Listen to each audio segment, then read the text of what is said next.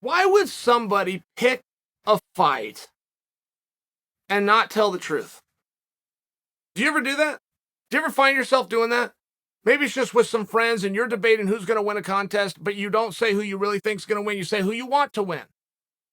Or maybe you met one of the guys and he wasn't very nice to you, so you're taking the opponent. Is that a real thing? Because I don't find myself doing that. I've worked with people that do that. I've been on the desk on live TV. We know that this question is going to come up. We're in commercial break, and the person I'm working with is sweating bullets, talking about their relationship with each fighter.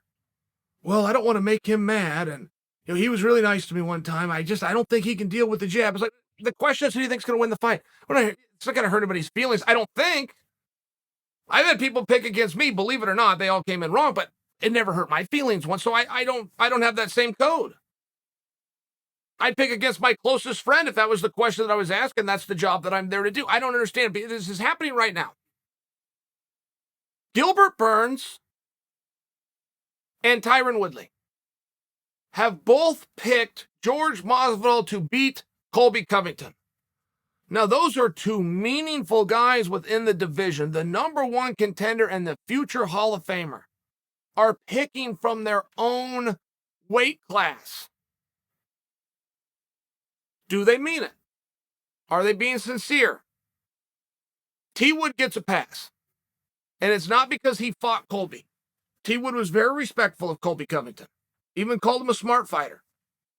T. Wood gets a pass because he's from ATT, where he's been teammates with Masvidal. That's a very different deal. That's a very different deal as to why you would pick your guy. And possibly T. Wood means it sincerely. Possibly he would privately go to the window and actually put his money on that, but possibly not, and we would understand. It's his teammate. Of course you back him. Now let's take a look from Burns' vantage point. Why would Burns pick Masvidal? And you've got the first option, which is Chael, because he thinks Masvidal's going to win. All right, fair enough. But what if he didn't? Is his disdain for Colby so much that even in an interview, even on a backhanded comment to a .com somewhere, he can't allow objectiveness to come in? And I ask that because it's very powerful when guys within a division give you an answer opposite what the odds makers give you. This just happened. Dan Hooker weighed in on Islam Makhachev, his last opponent, and Benny Dariush. And Hooker took Dariush. And I remember, for me, I wanted to see that fight, Benny and Islam. I wanted to see it way more once you have the number 5 guy in the world talking about the division that he just left, and one half of that fight is his former opponent. Who better to speak on a division than a guy that was ranked number 5 in the division? So it made it very interesting. I love it when they do this. I love it when we get some insight, and I really like it when they go the opposite. I can remember a big one. It was Weidman versus Anderson Silva, and Anderson was a 2.5 to 1 favorite, and the locker room was unanimous. They went and did a piece. They just put a camera in every single fighter's face. Who's going to win the fight? It was unanimous Weidman. And the media and the betting public and the bookmakers, they could not agree. They would not hear it. Anderson was the greatest. It was just one of those things where the locker rooms know. If you go get an opinion from the locker room, they will be right every time.